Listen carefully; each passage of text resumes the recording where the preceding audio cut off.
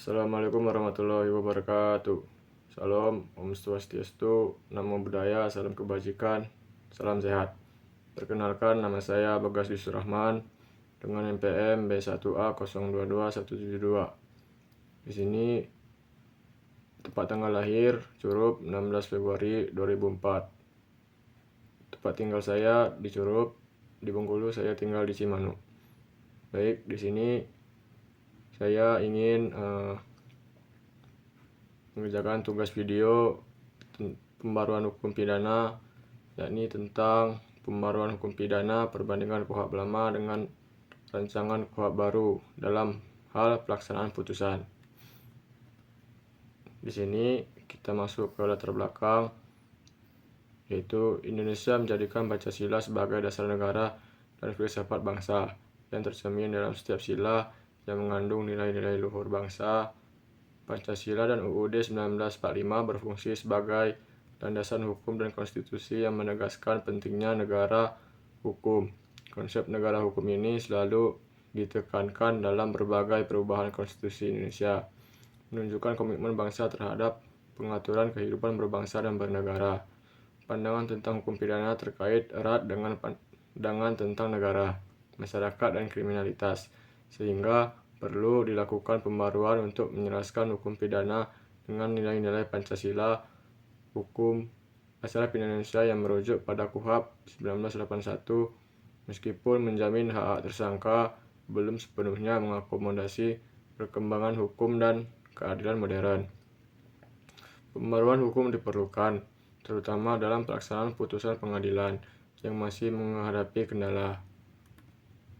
Rancangan KUHP baru memperkenalkan prosedur dan batas waktu yang lebih jelas dalam pelaksanaan putusan, serta peran lembaga penegak hukum yang lebih tegas.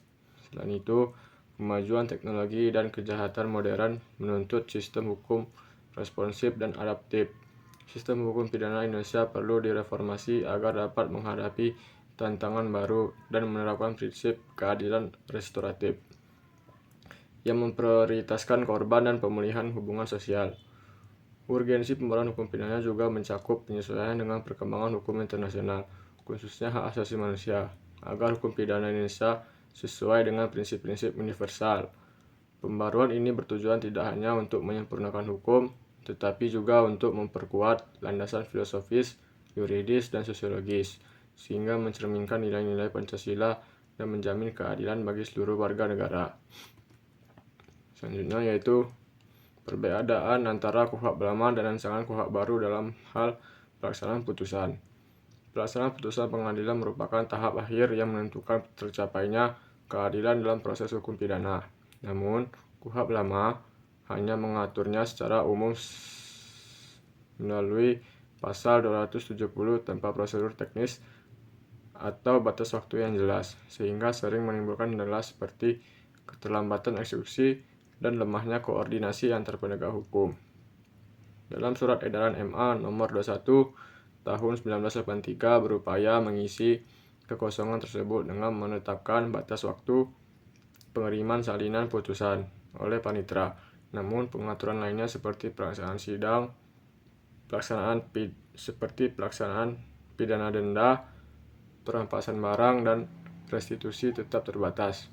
Rancangan KUHP hadir untuk menyempurnakan regulasi ini dengan mengatur batas waktu eksekusi, memperkuat koordinasi antar lembaga, memperluas cakupan putusan yang dapat dieksekusi, dan memperjelas mekanisme pengawasan, guna menciptakan sistem hukum pidana yang lebih adil, efektif, dan sesuai prinsip negara hukum modern.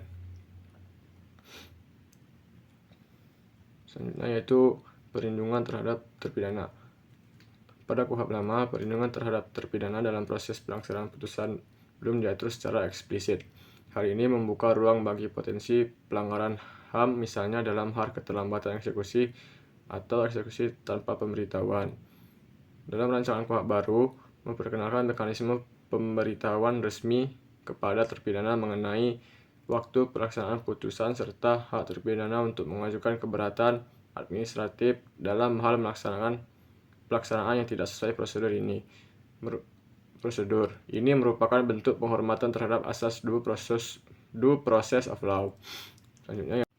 Selanjutnya yaitu peran pengadilan. Pada KUHP lama, peran pengadilan setelah menjatuhkan putusan cukup terbatas, hanya menyerahkan putusan kepada jaksa untuk dieksekusi. Pada rancangan KUHP baru, memberikan peran lebih besar kepada pengadilan dalam mengawasi pelaksanaan putusan. Misalnya, dengan mewajibkan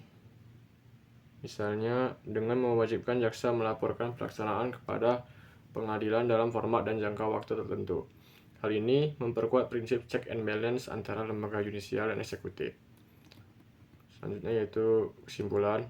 Pada pelaksanaan putusan pengadilan adalah tahap penting dalam peradilan pidana, karena disinilah keputusan hakim diterapkan dalam kehidupan nyata.